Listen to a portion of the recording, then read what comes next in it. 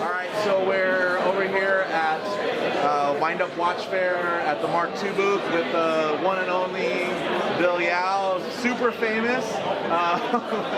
Maybe not his face, but his name, the brand, the level of quality, I think it's really synonymous with pretty much anything that you touch.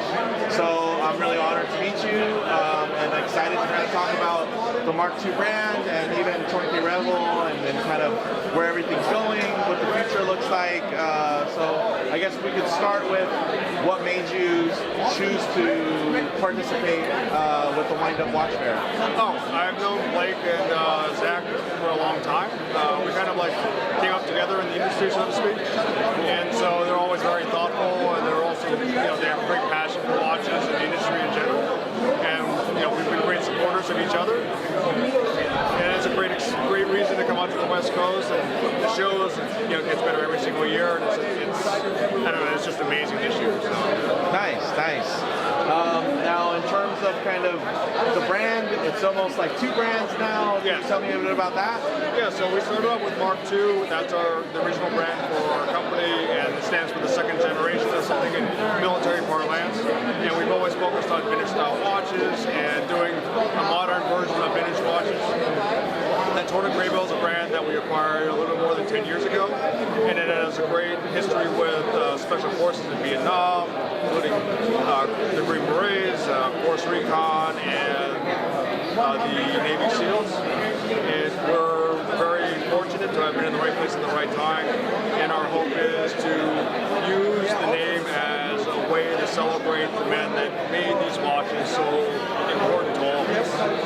Nice. As a prior active duty Marine, I recognize your tiger stripes on your. That's very cool. Definitely nod to recon there.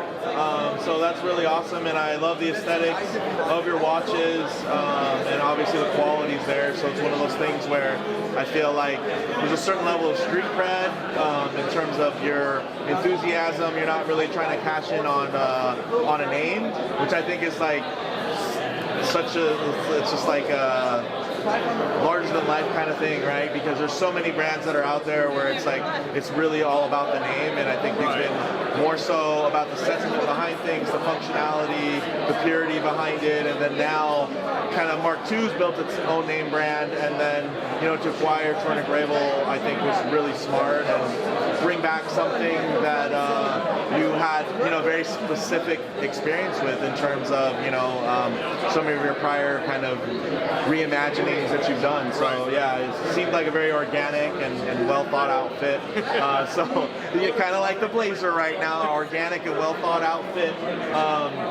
In terms of like today, have you guys been selling here at the show too? Or? No, we've just been exhibiting. We have a lot of customers waiting for the watches, so we couldn't front run our own customers. But we, fortunate to have a lot of people interested in the watches and willing to wait. So we wanted to give people an opportunity to handle them, see if it's really worth the wait that they're already engaged in, or worth waiting for, to pick up later in the year. Man, this is nice. And if I'm not mistaken, you do all the assembly?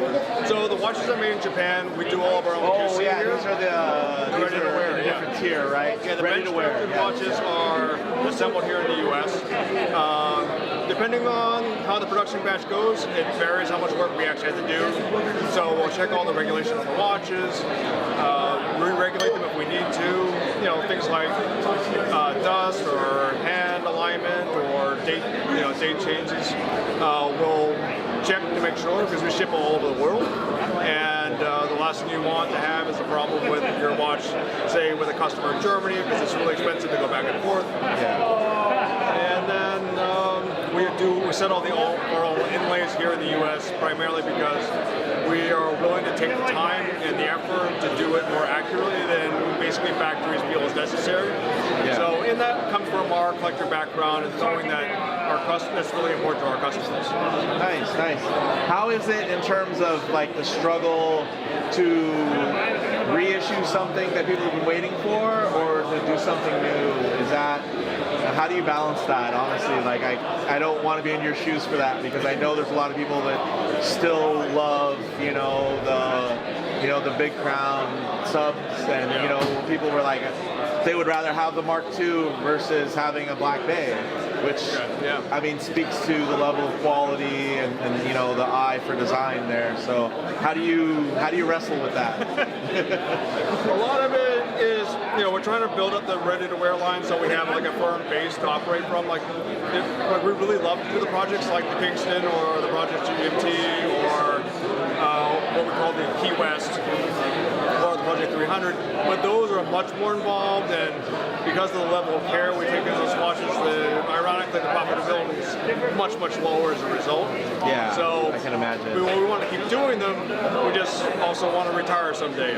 Yeah, no, that's cool. I mean, it makes sense, right? Like Porsche, they had to make a bunch of SUVs so they could keep making the 911, right? So they can keep making the stuff they're passionate about. You do have to sell to the masses, and if you're going to sell to the masses, it might as well be a quality product from a quality brand, from a quality guy. So thank you so much for your time. Love what you're doing, and hope to, you know, feature something from you on the channel in the future. All right, thank you for coming. Thanks.